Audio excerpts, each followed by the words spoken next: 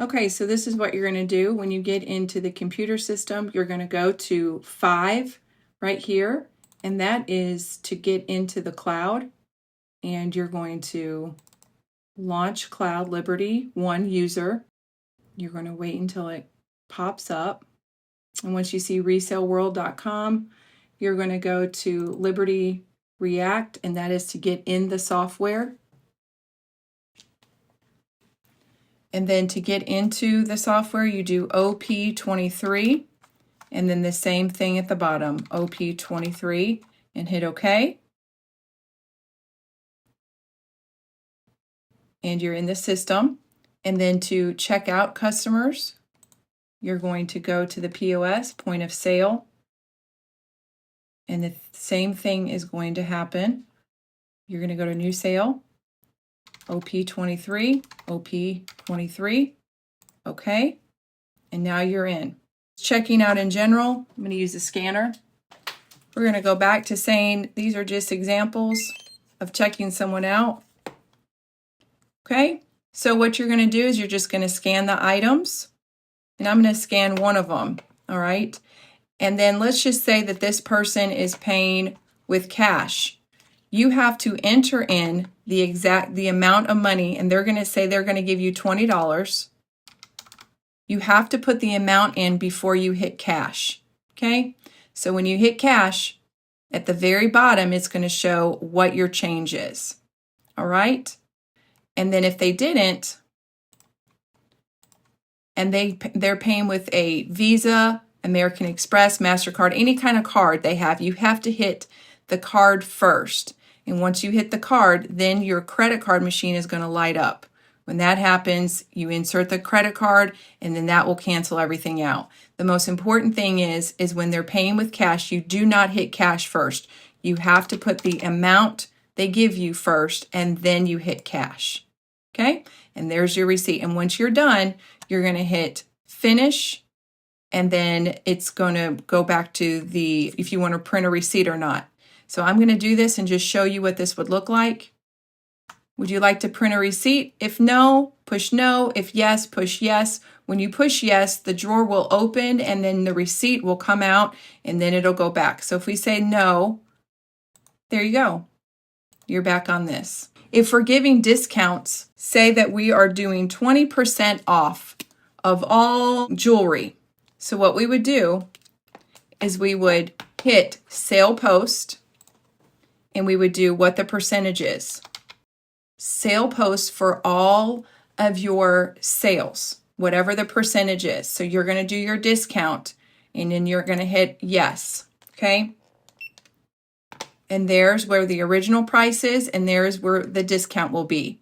It's very important that you do the non-sale items first, and then do the sale items at the very last. Very, very important for that, because you have to change it back. Otherwise, it will stay at the sale percentage off, and you will be giving them a sale on everything. So it's very important you do that at the very end. If you're going to get something that is expired, and you see that it has a slash, you're going to hit sale, 50% off.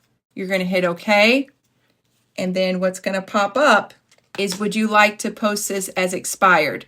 You're going to say yes every time. The only time you're never going to say no is if it's going to be for pottery or anything an artisan makes.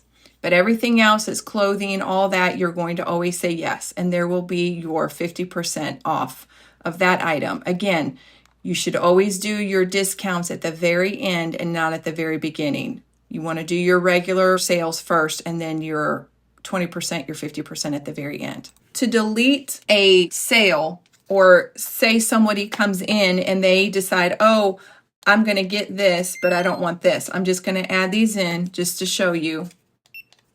And they say, oh, I don't really want those black bow heels. You're going to hit it once, just once. Remove item. Would you like to remove it? Yes. Okay. Same thing for if they decide they pay you cash and then they decide, oh no, I'm going to use my credit card instead. If you did that and then they say, oh no, I'm sorry, I'm going to use my credit card. Again, same thing. Hit it once, remove payment. Yes. That's all you have to do. Very easy. Let's say that you are using, somebody is come in the store and you are going to use a $20 coupon. You're going to scan the item in. I'm typing it in, but you can scan it in and the numbers will be on the left-hand side. Once you do that, enter if you're going to enter that in. Okay. And then as you're going to the next one, and say that this is your, we'll do one more so it's over $20. You're going to do, now say their total is $38.52 and they want to get a coupon because they're using their punch card. This is for punch cards only. When it gets to the very end, they have to spend $20 or more to get a punch. You're going to go to coupon, default, and you're going to enter in $20 and push OK. And there is where the $20 is going to be deducted from that total bill.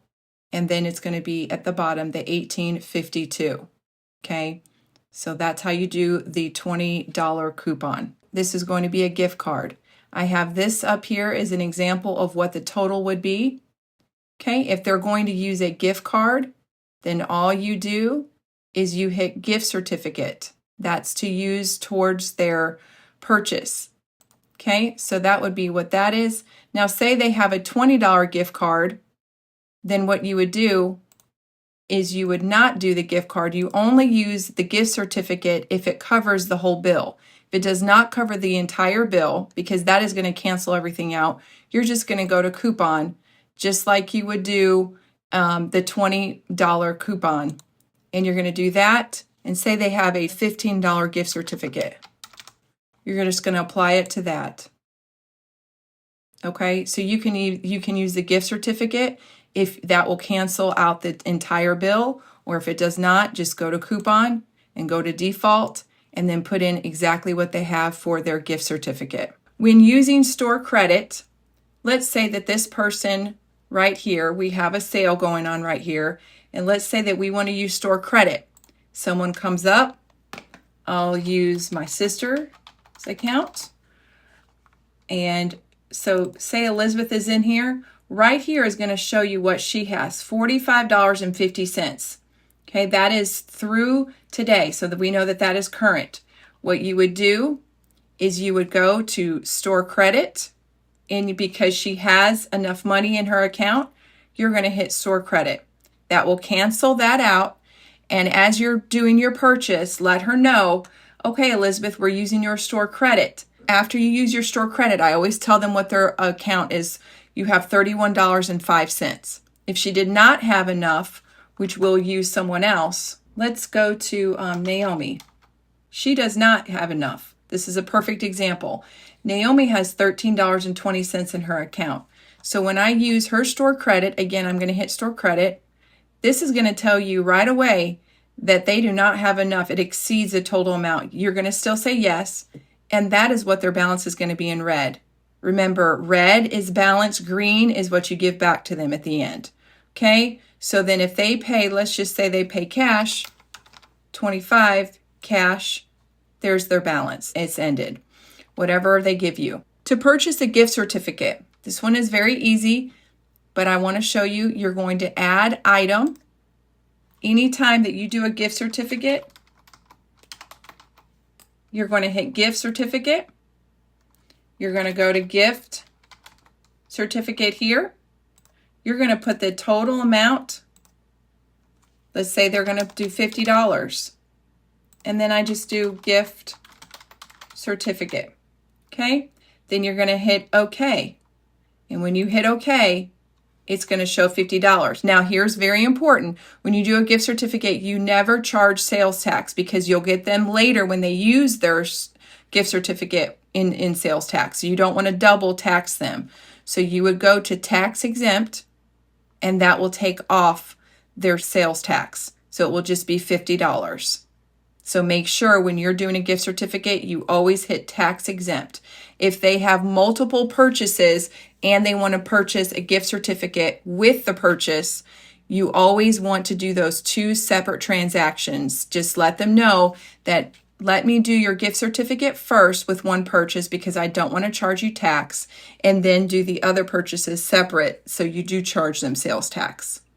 And that's how you do a gift certificate. When you're dealing with oils, tanners, and anything that does not have a tag on it, you're going to go to add item.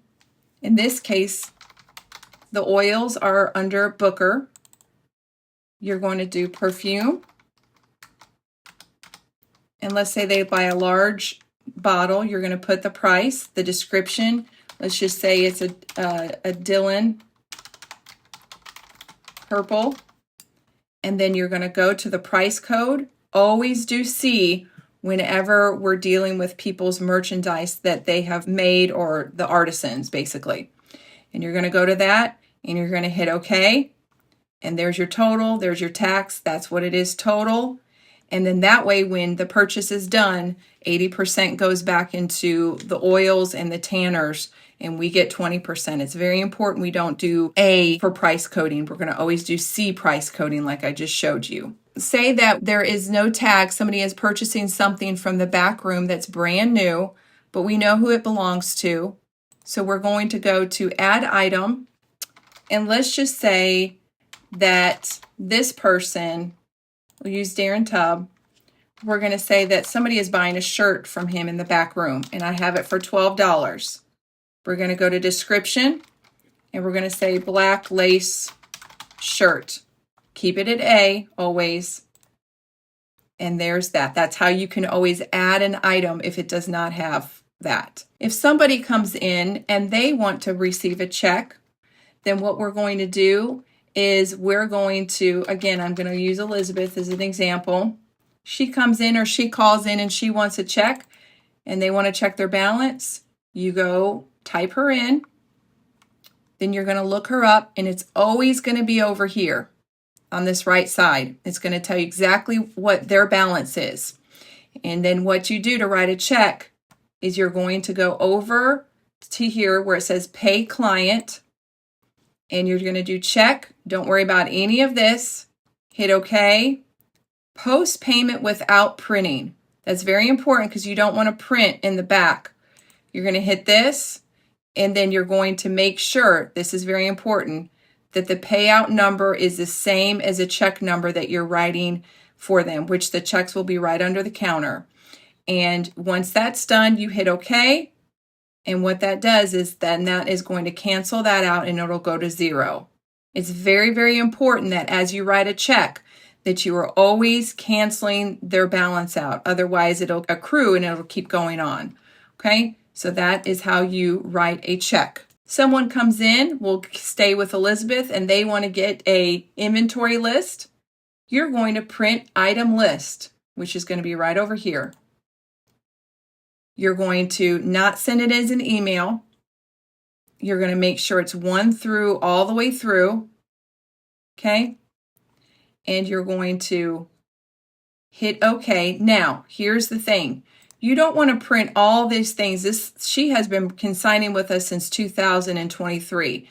For the most updated, you're going to go all the way down and you're going to find the most current, things that are not expired. So you would start at 734, print off that. You would do 734 and you would make sure it goes all the way down to 760, which is at the very bottom. You do not want to print off a list of 760 items. You want to do the most current items that are not expired. Remember, we only keep it for 60 days. So 2 months, go by whatever the 2-month mark is. And then you hit OK, and then that'll print off in the back room for you to give to them. It's very rare that people want an inventory list, but you never know. They may want that one. Say someone comes in and they are a new consignor. To add them to the account, you're going to hit Add Account. You're going to put their first, their last name. They obviously are going to be filling out paperwork. You get that from the person in the back room. It's very important that you put this consignor in before they even write up any of the items because we don't want to ever lose the tags. So you do their first or last name, their address, their zip code, all of that, and their phone number and email. And then you hit OK. And then they will be in the system, and then that person will have an account number to them. As you see all these, there will be assigned an account number. That is how you add a new person. If you are missing an item that the tag has been removed and we do not know who the consignor is, we can always look up an item. So you would go to item lookup and you would go to, let's just say it's a J. Crew size 6. You're going to see everything that's a size 6 that has a J. Crew. And say you were looking for this right here. Say it was a J. Crew green skirt. And what you're going to do, the way you can eliminate this is always look at the dates. You know you're going to want to look at the most current date, something within the 2 months, because if it's past the 2 months, it's not even going to be in the store. So just look for something that is more current. And say we were looking for that green dress. So if we found that green dress and that's correct, you're going to go back to the item lookup and you see where that number is right here. You're going to type this in, 124/180. So we'll go to this and we would do 124/180. And there is where your item will be. Even though it's lost with no tag, you can always look up an item by going to item lookup and keep putting in keywords. The best thing to do is always look at what the name brand is first and by the size, and you should be able to find it that way.